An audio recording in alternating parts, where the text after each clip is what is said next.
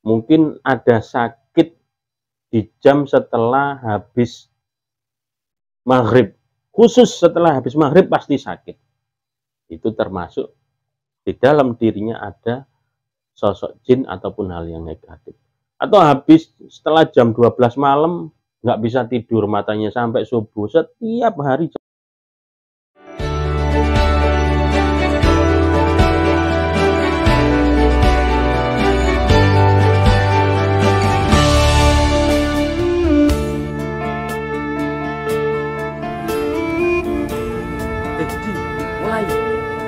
Mulai tak? Ya, sip. Bismillahirrahmanirrahim. Assalamualaikum warahmatullahi wabarakatuh. Jangan lupa like, comment, and share, apalagi subscribe. Dukung terus channel kami Riza Manisi supaya kedepannya agar lebih baik lagi. Dan jangan lupa kritik dan saran di kolom komentar kami untuk membangun kedepannya. Terima kasih. Assalamualaikum warahmatullahi wabarakatuh.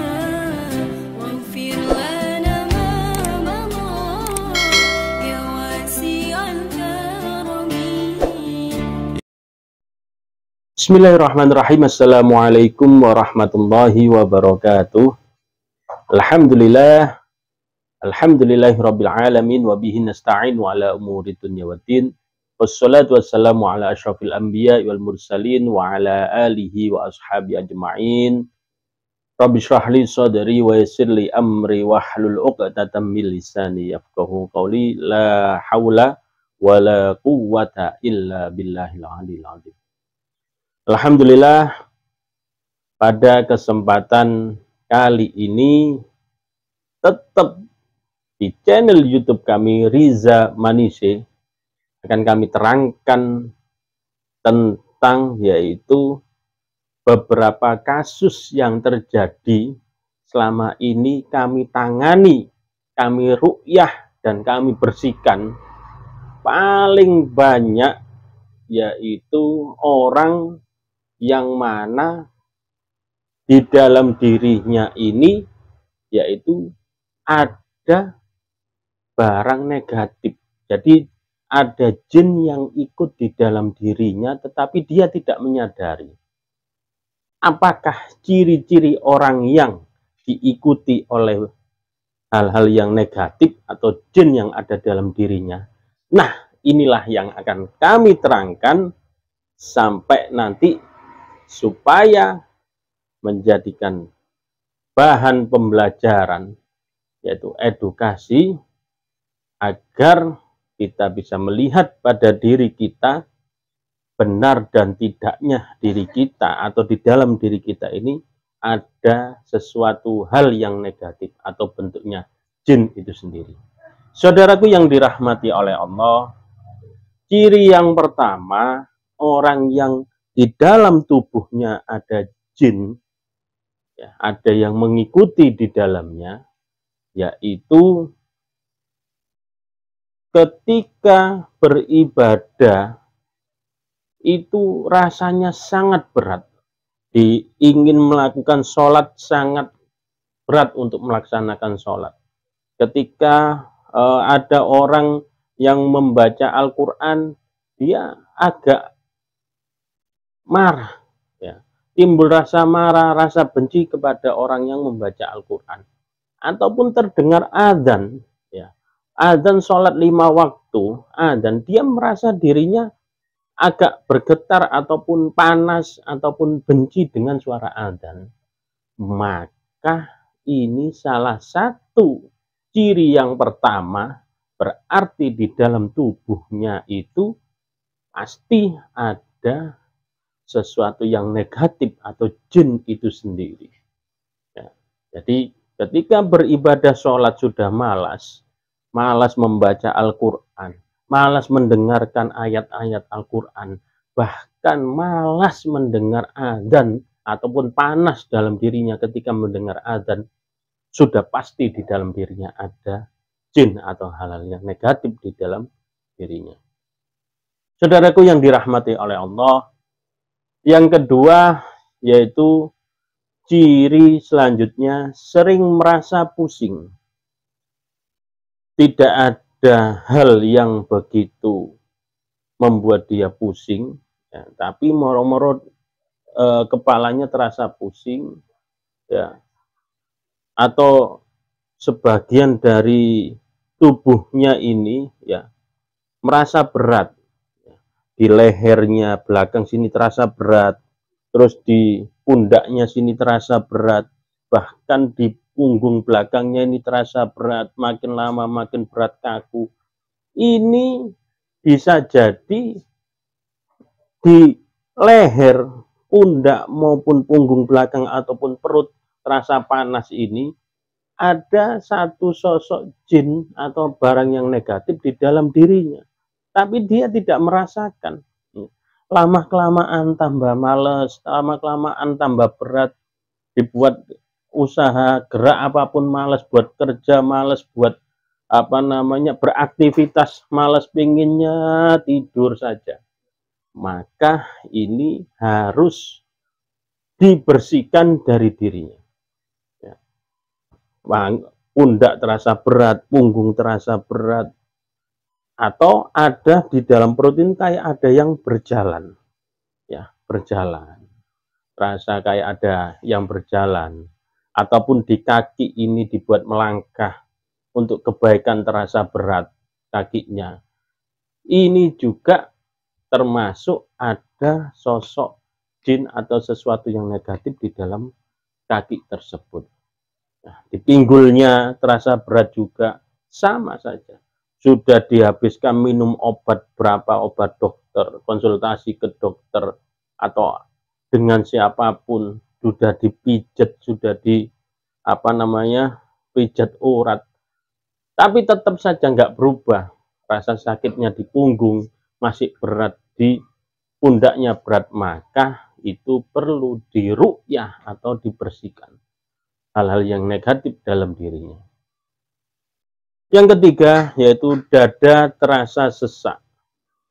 Di ulu hati sini terasa sesak ketika mau bernapas, ketika itu terasa terengah-engah, sesak dan panas, ya. Mungkin terasa dengar adzan, di dadanya panas, ya, di perutnya panas, ya. Ada orang baca Al-Quran terasa panas, ya. Maka itu juga bisa jadi di dalam ulu hati atau tempat perut ataupun di lambungnya itu ada hal yang negatif dalam dirinya. Ciri selanjutnya yaitu gangguan sekitar tubuh dia. Ya.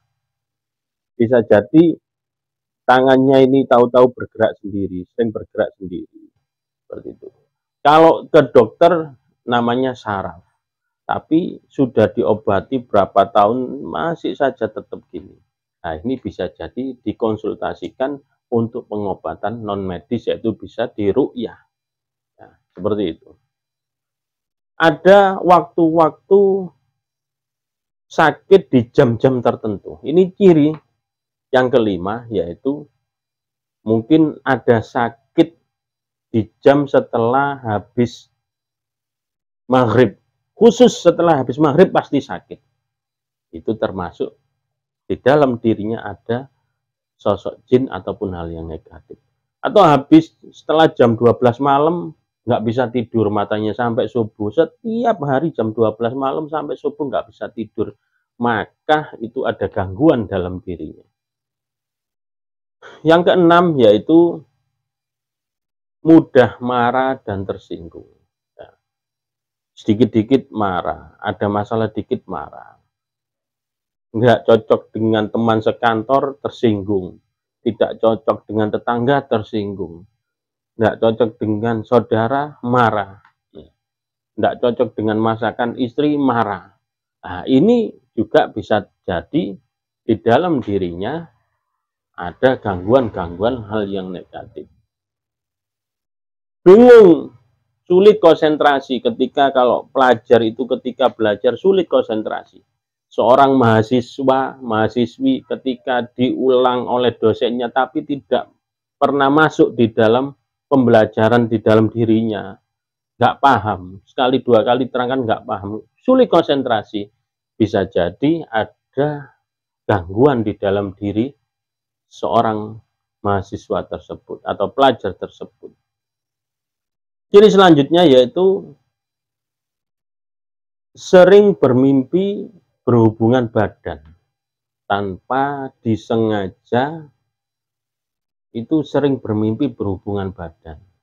Ya. Sehingga apa? Setiap 1 minggu sekali bisa sampai 2-3 kali bermimpi berhubungan badan, baik yang laki ataupun perempuan seperti itu, maka bisa jadi dicek dalam tubuhnya ada sesuatu yang negatif yang mengganggu dalam dirinya. Lalu selanjutnya yaitu sering berprasangka buruk dengan teman ataupun saudara ataupun tetangga, bahkan hatinya was-was, hatinya ini nggak menentu, ragu mau memutuskan sesuatu itu ragu. Bisa jadi keraguan itu padahal sudah benar petunjuknya, sudah benar yang dia lakukan, tetapi ketika memutuskan ragu. Ada rasa di dalam dirinya itu yaitu minder dengan teman-temannya, tidak percaya diri, ya, takut, ya, gelisah, murung, menyendiri, akhirnya apa? Melamun, sering melamun. Nah, itu bisa jadi ketika melamun, menyendiri, ada sosok yang menemaninya, mengajak ngobrol, dan lain sebagainya.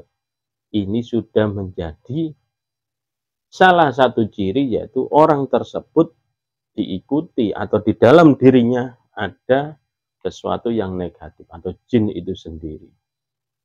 Saudaraku yang dirahmati oleh Allah, lalu ciri yang selanjutnya yaitu terkadang ketika melakukan ibadah sholat itu lupa jumlah rokaat ketika sholat. Ini sudah sholat maghrib ini tadi sudah 2 rokaat apa 3 rokaat. Tadi sudah waktunya, ini waktunya salam atau masih berdiri lagi ya. Ini waktunya tahiyat akhir apa tahiyat awal ya. Ada rasa keraguan-raguan ketika beribadah. Ya. Jumlah rokaat sholat ini lupa, sering lupa. Akhirnya menambah lagi. Yang harusnya kurang 1 dia sudah salam. Karena sholatnya sendiri maka tidak ada yang membetulkan. Jadi ketika sholat melakukan ibadah, dia sering lupa akan rokaat sholat itu sendiri. Lalu selanjutnya yaitu sering, kalaupun laki-laki ataupun perempuan, keluar sesuatu ataupun cairan di dalam kemaluan.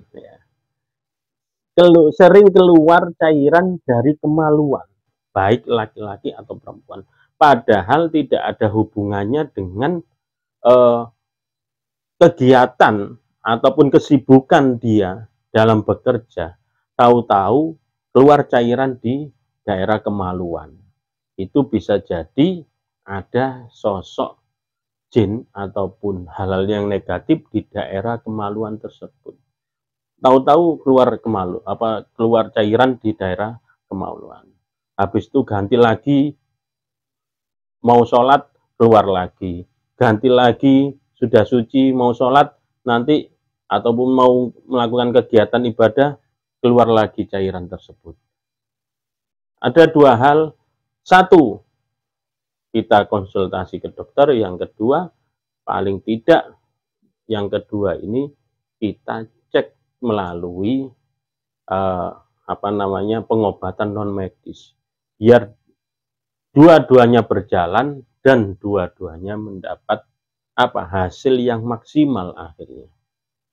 Saudaraku yang dirahmati oleh Allah, puncaknya ketika orang itu diikuti, ada yang mengikuti di dalam dirinya, ada hal yang negatif atau jin masuk di dalam dirinya, yaitu sulit jodohnya. Memang jodoh itu Allah yang menentukan, tapi sudah mengenal orang, baru mengenal, sudah putus. sudah mau lamaran putus, sudah dilamar bahkan mau akad nikah malamnya pisah. Selalu terjadi seperti itu. Ya. Ta'arufan sudah berjalan 1 tahun putus. Mencoba lagi, dan selalu gagal dalam hubungan dengan lawan jenis. Maka bisa jadi itu ada sesuatu yang negatif di dalam diri pasien tersebut, orang tersebut. Maka harus dibersihkan dahulu. Karena itu akan menghambat orang dalam melakukan apa? Perjodohan untuk diri dia sendiri. Dan ketika sudah dalam puncaknya seperti ini, maka kita harus cepat-cepat mengambil inisiatif segera untuk mencari sebuah alternatif, yaitu mencari orang yang bisa membersihkan dirinya, meruqyah dia. Dan memang harus bersabar untuk melakukan prosesnya. Karena hal-hal tersebut tidak mudah seperti orang kesurupan ataupun ketempelan yang dengan mudahnya dibersihkan keluar begitu saja. Karena hal tersebut biasanya jin yang menempel yang di dalam dirinya. Ini bukan sehari 2 hari, bahkan minimal sudah setahun di dalam dirinya, mengikuti terus kemana-mana, ngikut dia. Ya. Jadi akhirnya apa? Pasti alasan yang ada di dalam itu pasti jangan ojo dipisahno aku ambek arek iki, ojo dipisahno aku ambek arek iki, aku seneng ambek arek iki, aku sayang ambek arek iki, aku ngesakno ambek arek iki. Alasan yang klasik bagi jin itu untuk tidak mau dipisahkan dari tubuh seorang pasien tersebut. Mau tidak mau bagi peruqyah itu harus dipisahkan, harus dikeluarkan dalam diri pasien. Jadi ketika sudah keluar, Pak, insya Allah jodoh, ya, mengenal dengan siapapun cepat akhirnya bertemu, ta'aruf dan menuju jenjang pernikahan dan menjalin rumah tangga seperti itu. Kalaupun belum dapat jodoh, cepat dapat jodoh. Kalaupun dia selama ini sholatnya was-was, tidak pede dalam dirinya, ragu-ragu dalam memutuskan, ketika sudah diruqyah, maka semuanya itu akan timbul dengan sendirinya, percaya diri.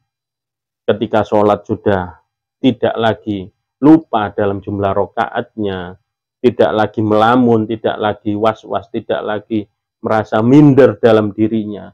Itulah gunanya ketika kita melakukan pengobatan, yaitu ruqyah, pembersihan diri dalam diri kita, agar supaya kita kembali bersih, fitrah. Insya Allah, Allah akan memudahkan segala urusan kita, baik urusan pekerjaan kita. Ustadz, saya sulit mencari pekerjaan, lamar ke sana, lamar ke sana, selalu ditolak, bahkan tidak ada yang mau menerima saya. Bisa jadi seperti itu. Ingin menutup diri kita supaya tidak ada hubungan dengan manusia yang lain. Hanya dia. Inilah kadang jin itu ada sifat cemburunya. Ya. Ketika jin keluar sifat cemburu yang ada di dalam diri seseorang, bahkan suaminya sendiri akan menjadi lawan dia. Bertengkar terus di dalam rumah tangga. Nah, ketika pertengkaran ini terus, akhirnya terjadilah perceraian dalam rumah tangga. Padahal timbul perceraian itu bukan karena alami, tetapi percecokan dalam rumah tangga itu berarti ada yang memulainya, yaitu ada sosok negatif di dalam diri seseorang tersebut, sehingga terjadi ketidakharmonisan di dalam rumah tangga. Rame terus, cekcok terus, akhirnya terjadi perpisahan, perceraian di dalam rumah tangga.